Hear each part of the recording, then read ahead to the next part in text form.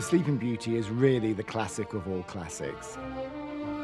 It's a fairy tale. It's that classic battle between good and evil.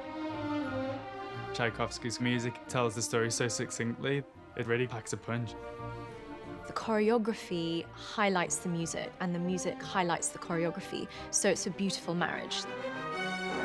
It's a masterpiece, really. Everyone is involved. I can't wait to perform it again. Really, The Sleeping Beauty is a story of good and evil. And of course, you have the goodness of the Lilac Fairy and the evil Carabosse. The Lilac Fairy is like the glue of the whole ballet. She brings everything together in the most beautiful and magical way.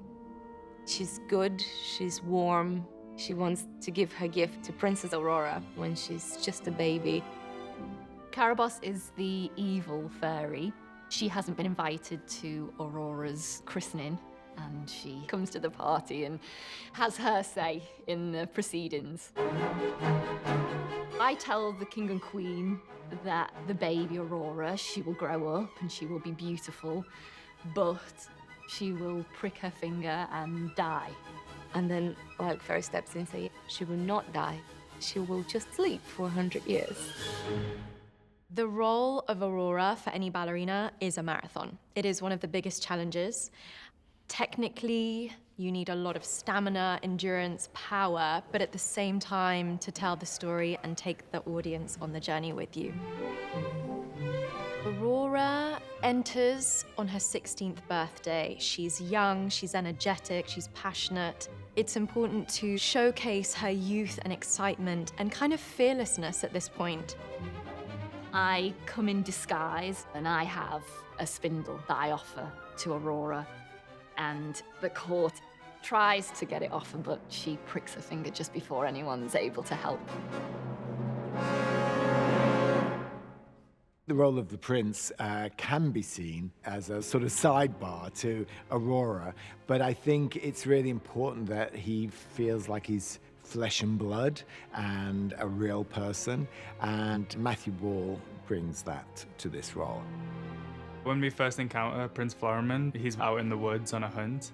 He's feeling kind of lonely and a bit disassociated from the people around him. So there's a kind of sense of a gap in his heart, which is waiting to be filled.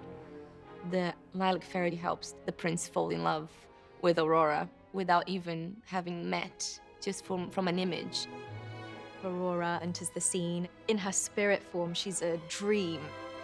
It's crucial to show this kind of smokiness, like perfume left in the air. The prince starts to fall in love with this kind of apparition of Aurora, and then the Lilac Fairy takes you on a journey to go and find the real woman.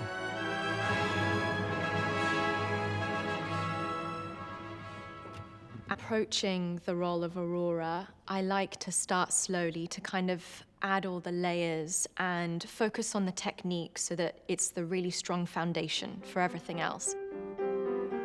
Although the choreography is so hard for a ballerina, you're trying to make it as light and effortless as possible, and that's what the rehearsals are for. So when you get to the stage, it's more familiar. Keep up on your leg, up. It's very easy to get so focused on the technique because we're all perfectionists. We want to nail those balances. We want to hit those pirouettes. But I think it's so important and vital to keep the audience with you and tell the story and show what thoughts she has. Further. Me and Yasmin have gone through so much together on stage. We've been really lucky to develop like quite a strong partnership, and a lot of those experiences were debuts that we made together, including in Sleeping Beauty. In this ballet, of course, we're trying to, in some ways, reach the kind of zenith of classical ballet. Dancing with Matthew, it's like we breathe together now, you know, it's so comfortable.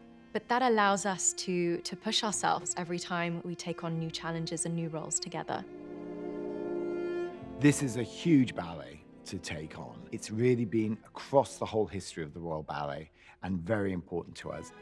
You need a company of our size to perform it, and there's so many different roles, so many different characters within the ballet, so you need our wonderful character principals to play the parts of Carabosse and the king and the queen. And then you need, across the board, the breadth of talent so that the corps de ballet work is done at the highest level. But also then you have two supreme artists, Yasmin Nagdi and Matthew Ball, to really carry the ballet through as Aurora and her prince.